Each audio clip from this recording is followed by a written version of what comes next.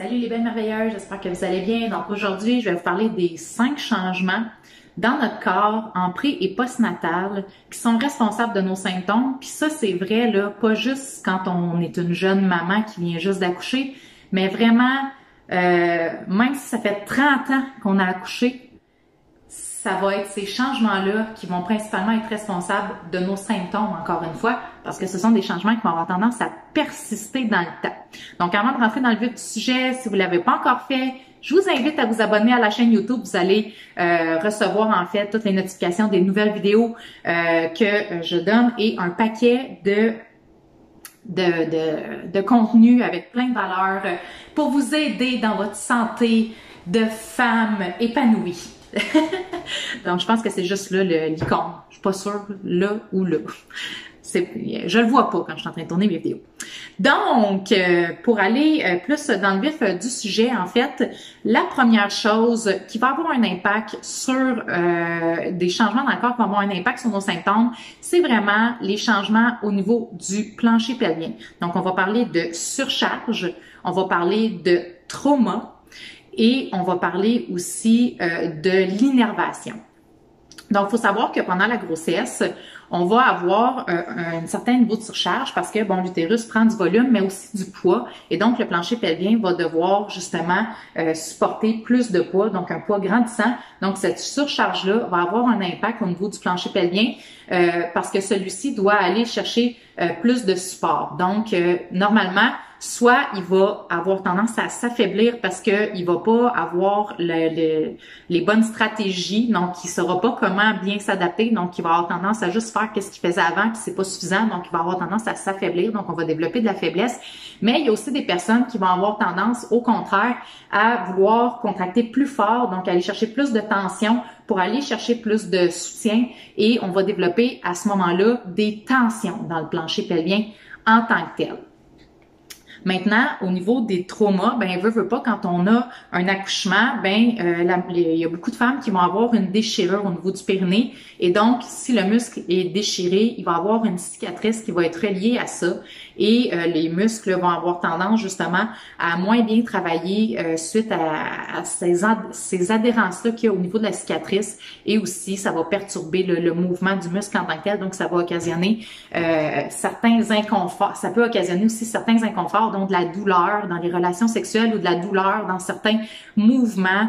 Ça peut nous occasionner aussi, encore une fois, la perte de fonction dans le plancher pelvien en tant que tel, et ça peut aussi amener justement des déséquilibres, parce qu'il faut savoir que le plancher pelvien peut avoir des zones qui vont être plus faibles et des zones qui vont avoir tendance à développer plus de force, et donc des zones de tension, des zones de faiblesse, un déséquilibre à l'intérieur même de notre groupe musculaire, parce qu'on voit que c'est pas juste un muscle, hein, c'est plusieurs muscles qui sont là, et donc des déséquilibres musculaires, donc à l'intérieur du plancher pelvien en tant que tel. Une perte de coordination aussi, c'est-à-dire que le plancher pelvien ne saura plus comment bien travailler avec les autres muscles dans le corps, et aussi on peut avoir, comme je disais, une perte de fonction, donc le muscle ne sait plus comment travailler dans le quotidien. Donc soit il travaille trop fort, soit il travaille pas assez fort, mais il répond plus à la demande du quotidien.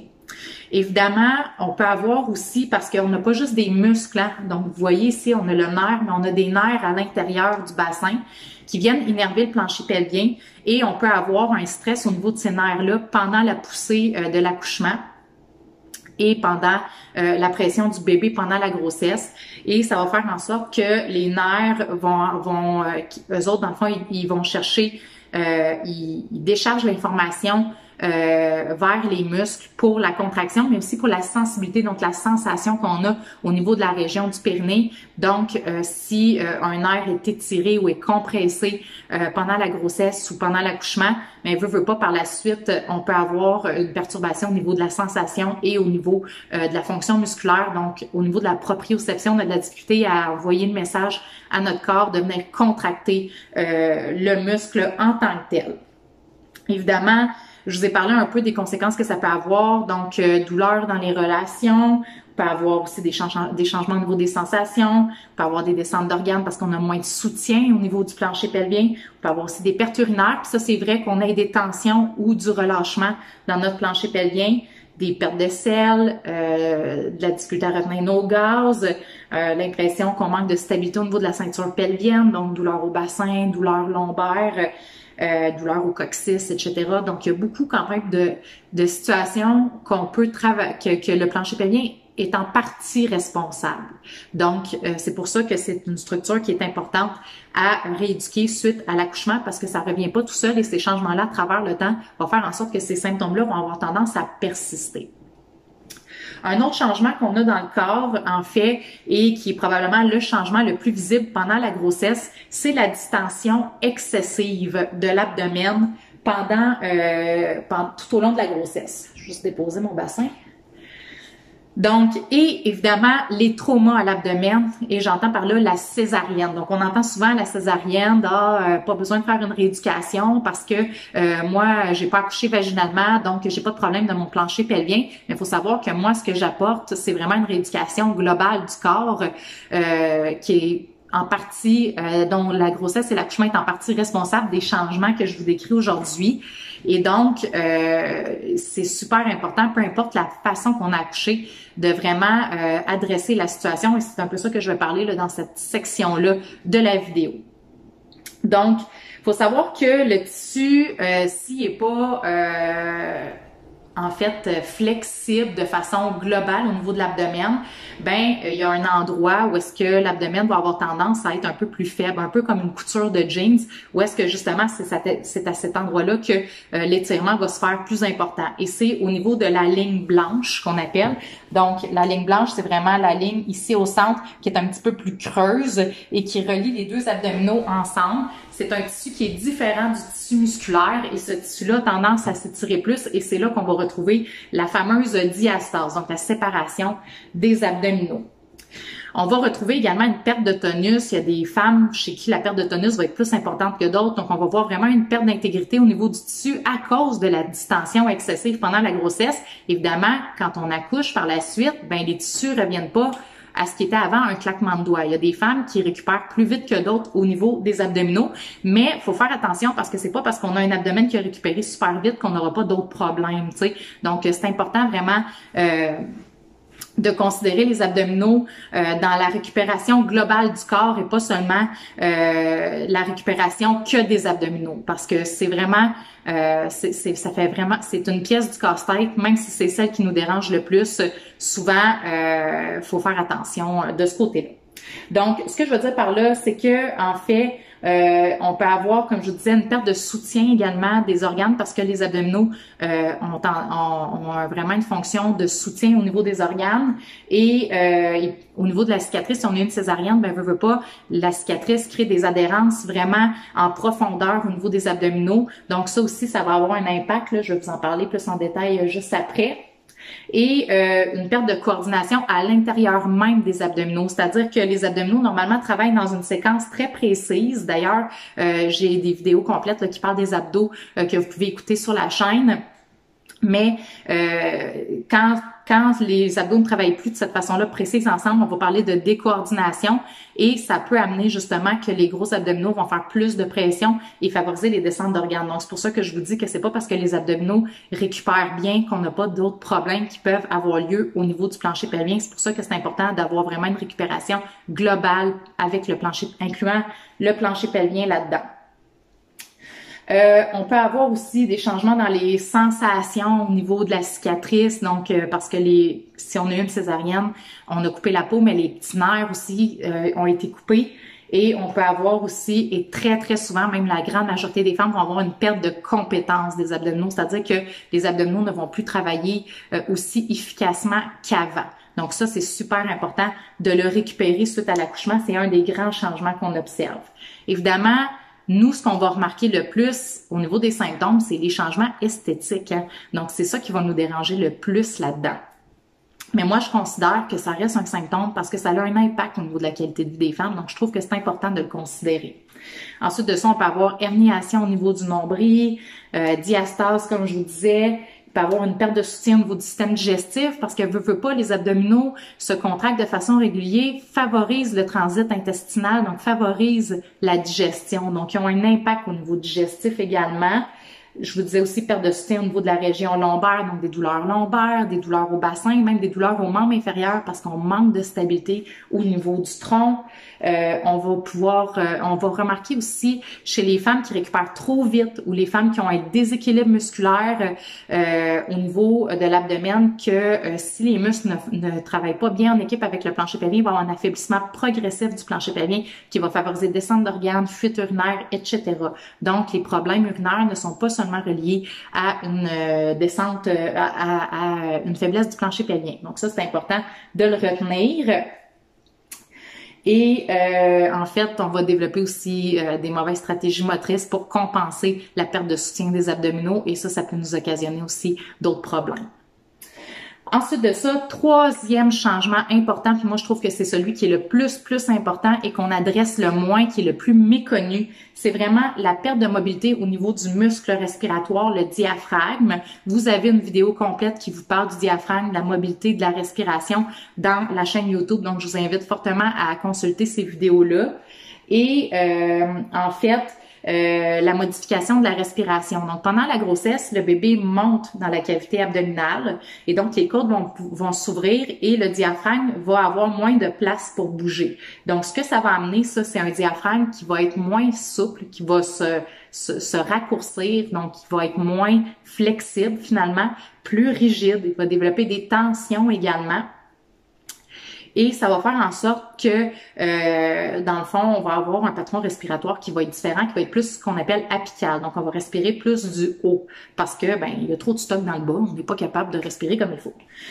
Une fois qu'on a accouché, ces changements-là qui ont opéré pendant 9 mois, veut pas, ça revient pas du jour au lendemain. Donc, les côtes vont avoir tendance à rester ouvertes pour la majorité des femmes. Le diaphragme ne va pas retrouver sa flexibilité et notre patron respiratoire va changer et il n'y a pas personne qui nous dit qu'on doit rééduquer notre respiration suite à la grossesse et l'accouchement. Donc, on va garder ces mauvaises habitudes respiratoires-là à travers le temps et un toit, parce que moi, je le dis souvent, là, le diaphragme, c'est comme le toit qui est plus rigide, va faire plus de pression sur les organes, qui vont avoir tendance à être poussés vers le bas, vers l'abdomen. Et donc, si on a par exemple une diastase ou si on a plus de faiblesse au niveau du plancher pelvien, on va favoriser d'entretenir nos problématiques de cette façon-là. Donc, c'est pour ça que la respiration, c'est extrêmement important. Le fait aussi de respirer de façon plus apicale, on va utiliser plus nos respirateurs accessoires qui sont des muscles qui mobilisent le cou. Donc, beaucoup de douleurs cervicales peuvent être liées aussi à tout ça, qu'il faut pas négliger là-dedans. Des fois, des maux de tête à cause de ces tensions-là ou à cause qu'on respire pas avec un patron respiratoire optimal, l'oxygénation est pas optimale dans notre corps. Ça peut nous occasionner des maux de tête. Douleurs thoraciques, parce que je vous l'ai dit, les côtes sont relevées, sont pas dans une position optimale, donc ça peut avoir un impact. Douleurs lombaires, impression de manquer de souffle. Également, gestion du stress plus difficile parce que patron respiratoire pas optimal et la respiration est un grand, une grande ressource pour être capable de mieux gérer notre stress. Donc ça aussi, à ne pas négliger. Et comme je vous disais, pression sur abdos, plancher pelvien, donc fuite urinaire, descente d'organes, entretenir la diastase, etc. Donc c'est à ne pas négliger de ce côté-là. Ensuite de ça, quatrième, c'est vraiment la modification de la posture et des habitudes posturales de maman. Donc, car vous le savez, là, quand on est enceinte, on le voit, les femmes enceintes ont tendance vraiment à avoir soit une posture comme penchée vers l'arrière en sway back, soit comme ça ici. Je vais essayer de vous montrer mieux. Comme ça ici, ou en hyperlordose. Et souvent, les postures... donc, les postures vont avoir tendance à persister même après l'accouchement. Et surtout, c'est nos habitudes de maman. Donc, de porter bébé sur le côté, sur une hanche. Donc, on va vraiment avoir des habitudes qui vont se développer puis qu'on va répéter et répéter. Et c'est ça qui va faire en sorte qu'à un moment donné, on va développer des asymétries, des raideurs, des douleurs reliées à ça, l'allaitement également ou donner le biberon. Bref, toutes ces habitudes-là qui changent dans notre vie vont vraiment avoir un impact au niveau de notre posture et de la raideur qu'on va développer là-dedans. Et c'est pas de prendre le bébé sur sa hanche qui est le véritable problème là-dedans, maintenant, mais c'est de le faire de façon répétitive et de ne pas alterner des positions qui va faire en sorte que on va justement développer des asymétries puis des inconforts de cette façon-là. Donc, douleur lombaire, douleur au bassin, douleur à la hanche, même douleur thoracique, surtout reliée à l'allaitement, des poings aux omoplates, etc. Le fait aussi d'avoir une position sous-optimale, donc comme je vous montrais, le sway back et tout ça, ça favorise les descentes d'organes, ça peut favoriser aussi à cause de la façon, là j'en parle de la posture dans d'autres vidéos, là, dans la chaîne YouTube également. Donc dans le fond, cette position-là favorise l'ouverture vers le bassin, donc favorise ces symptômes-là. Un bas d'abdomen aussi qui est relâché. Donc, à cause de la posture, ça met en désavantage mécanique les abdominaux et ça occasionne un esthétique qui est moins intéressant de ce côté-là. Le fait d'être plus enroulé aussi au niveau de la posture, ça vient perturber le patron respiratoire. Donc, vous voyez, tout est un peu interrelié là-dedans. Et maintenant, le cinquième et non le moindre des changements qui ont lieu pendant la période périnatale puis qui ont un impact sur notre corps dans le long terme. On a des changements dans la mobilité des articulations et les fluctuations hormonales également. Donc, il faut savoir que pendant la grossesse, on va avoir des hormones qui vont favoriser que les articulations vont être plus mobiles. Donc, ça c'est vraiment pour être capable de mieux s'adapter aux changements qui a lieu dans notre corps, mais aussi pour la délivrance du bébé, que le bassin peut s'ouvrir de façon plus optimale pour laisser le bébé passer. Donc, ça a vraiment sa raison d'être. Sauf qu'il faut savoir que ces augmentations-là de mobilité dans l'articulation, le corps n'est pas nécessairement à l'aise avec ça, puis il va essayer un petit peu de contrebalancer en ayant des muscles qui vont venir soutenir un peu plus les articulations. Et souvent, ce que ça va faire, c'est que ça va causer des débalancements musculaires dans le corps en réponse à cette tentative d'adaptation-là. Et ce que ça va faire en sorte, c'est que, comme je vous disais, là, quand on a des débalancements musculaires, les gros muscles vont avoir tendance à trop travailler et comme ces muscles-là travaillent plus qu'à l'habitude, vont avoir tendance à développer des tensions compensatoires et ça peut nous occasionner justement des douleurs, donc des tensions musculaires. Ça peut nous occasionner aussi plus de cisaillement dans les articulations parce que les gros muscles sont pas faits vraiment pour nous stabiliser. Ils ont des grands bras de levier. Donc, quand ils se contractent, ils ont tendance, au lieu de bien coapter les articulations les unes avec les autres, ils ont tendance à plutôt créer une espèce de cisaillement et ça peut créer de l'irritation. On le voit beaucoup au niveau de la symphyse pubienne, donc au niveau du pubis en avant, les douleurs là au niveau de la région ici. Je vous montre mon pubis en vidéo. Et au niveau de la sacro-iliaque en arrière, là, au niveau du bassin. Donc, ici. Donc, ces inconforts-là, par la suite, une fois qu'on a développé ces adaptations-là, ils vont pas s'en aller comme par magie une fois qu'on a accouché. Donc, ce qui fait en sorte qu'on peut entretenir ces problèmes-là. Il y a quand même une bonne proportion des femmes qui vont entretenir un certain nombre de ces problèmes-là à travers le temps, même une fois qu'ils ont fini leur famille. Donc, puis des fois même, on va se rendre compte qu'il y a certains moments dans notre cycle menstruel où on va avoir plus d'inconfort, plus de symptômes qui vont être liés à ça. Et c'est vraiment justement là, en réponse aux fluctuations hormonales que le corps réagit de cette façon-là. Et ça se travaille, c'est ça qui est la bonne nouvelle. On peut pas changer nos fluctuations hormonales, mais on peut changer les stratégies que notre corps utilise pour se stabiliser en ayant justement, en lui intégrant de meilleures stratégies à travers une rééducation abdominaux-pelvienne globale comme celle que je propose. Donc, évidemment, c'est une vidéo qui a beaucoup d'informations. J'aimerais ça la faire plus courte, mais il y a quand même beaucoup d'informations et ça s'interrelie beaucoup avec d'autres vidéos qui sont sur la chaîne YouTube ou qui sont sur le blog. Donc, je vous invite fortement à passer un petit peu de temps à aller écouter les vidéos sur la respiration, sur le plancher pelvien, sur les abdominaux, sur la coordination aussi entre la respiration, le plancher pelvien, etc.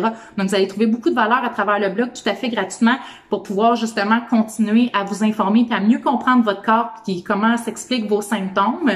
Et si vous voulez aller plus loin au niveau des exercices, ben je vous invite à vous abonner à mes différents outils gratuits que vous avez les liens dans la description de la vidéo. Et évidemment, si vous voulez aller vers une réadaptation abdominopelvienne globale complète avec moi, mais vous avez aussi toute l'information à travers les outils gratuits pour savoir comment vous joindre à mes fameux programmes de réadaptation qui ont été suivis par près de 3000 mamans jusqu'à présent. Donc, je vous souhaite une belle aventure dans la connaissance et la reconnexion avec votre corps. Et n'hésitez pas, si vous avez des questions, à les poser juste en dessous de la vidéo. Salut!